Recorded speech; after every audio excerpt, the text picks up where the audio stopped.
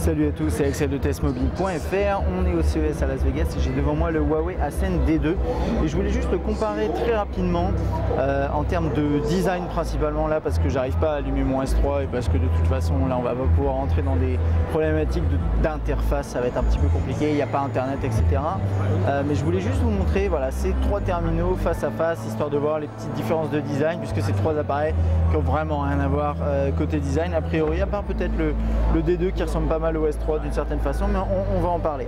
Donc pour commencer, petit rappel aussi hein, sur les specs du D2, vous avez peut-être vu la vidéo de prise en main, mais le D2 il a un quad-core 1,5 GHz, donc tout comme ces deux terminaux qui sont également quad-core. Là par contre on a un écran 5 pouces contre de mémoire 4,7 pouces pour ces deux-là, 4,6 pouces. Voilà, on a des écrans de taille quand même similaires, c'est pas comme le Mate qui est 6,1 pouces, c'est vraiment massif. Et on a des appareils photo, hop, ici on a un appareil photo 13 mégapixels d'ailleurs, Sonia est juste à côté de moi en train de faire quelques échantillons pour vous et on les publiera juste en même temps a priori que cette vidéo. Alors, parlons un petit peu design. Je vais zoomer un chouïa, voilà. Donc qu'est-ce qu'on a? On a le S3 avec son côté, les capteurs en haut, le côté très arrondi. Ici c'est beaucoup plus carré, un peu comme sur le Mate. Là par contre sur le One X Plus, que j'ai pas présenté, mais c'est le One X Plus. Alors ici en noir c'est dommage, j'aurais bien aimé avoir peut-être le XL, histoire d'avoir une version blanche. Mais bon voilà, là on peut quand même les comparer. Là on a vraiment le design du One X qui est atypique, mais qu'on connaît vraiment par cœur maintenant avec son côté soft touch. Ici on n'a pas de soft touch, par contre c'est vraiment très similaire, c'est du plastique ici blanc brillant. On va regarder un petit peu à l'arrière ce que ça vaut. Là pareil, hein, oups, je m'en mêle un petit peu avec tous ces câbles. Voilà, on a pareil ici, plastique qui brille. L'appareil photo, le haut-parleur, l'appareil photo ici, typique HTC avec ce petit relief là. Le haut-parleur en bas pour HTC, Beats Audio. Là ici par contre le haut-parleur ça va être en bas et ça ressemble pas mal, moi je trouve, je l'ai dit lors de la prise en main, mais ça ressemble pas mal à ce qu'on trouve sur un iPhone 5 par exemple, sauf que ici c'est arrondi. Là par contre on a le micro USB. Qu'est-ce qu'on a sur la droite de tous ces appareils? On a bouton on-off verrouillé, déverrouillé dans les deux cas. Ici il est sur le haut pour le One XL. Un long bouton de volume ici, là un bouton de volume. Le bouton de volume se trouve sur la gauche sur le S3.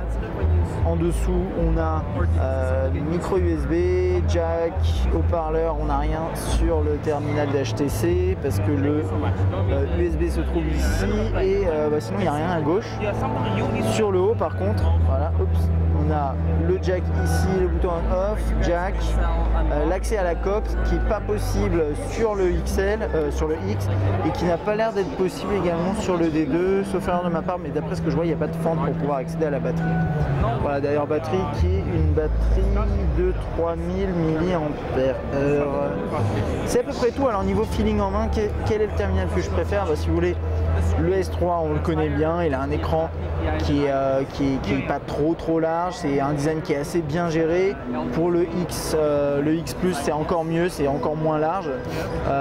Sur la Ascend D2, moi je trouve que quand même Huawei s'en sort extrêmement bien. Et d'ailleurs on n'a pas parlé largeur, mais c'est vraiment ça la problématique ici. On a un 5 pouces mais qui est très bien optimisé en termes de largeur et vous voyez je peux bien l'agripper et limite en termes de prise en main ça me fait plus penser à un X Plus. Si on regarde bien d'ailleurs, hop, on va regarder dans l'autre sens, vous voyez, voilà. Les deux terminaux font la même largeur alors qu'on a un écran 5 pouces sur le D2, ce qui montre bien que le D2 est plus tout en longueur. D'ailleurs, hop, là on peut le voir en longueur, ça donne ça, voilà, on a un petit ça ressort un petit peu sur le haut. Et si on compare par rapport au S3, hop, je vais le mettre là, toc, pareil. Voilà, ça donne à peu près ça. Et par contre ici en largeur c'est à peu près la même chose, mais j'ai quand même le sentiment, ça se voit pas forcément à la vidéo, j'ai un peu le sentiment que le S3 est un chouïa plus large. Et donc au final pour du 5 pouces, le D2 s'en sort super bien. Huawei a fait du bon travail au niveau du design, de l'ergonomie. Et a priori ça va être un terminal 5 pouces, enfin ça va être un des terminaux 5 pouces, des terminaux 5 pouces qui va être le plus facile à manipuler, notamment avec une main, ce qui semble a priori faisable étant donné la largeur du terminal. Voilà, je pense qu'on a fait le tour pour ce petit comparatif design, hein. Bien sûr, lors du test de l'appareil, on pourra aller plus loin dans tout ce qui est comparaison software, de performance, etc. J'espère que cette vidéo vous a plu. À bientôt.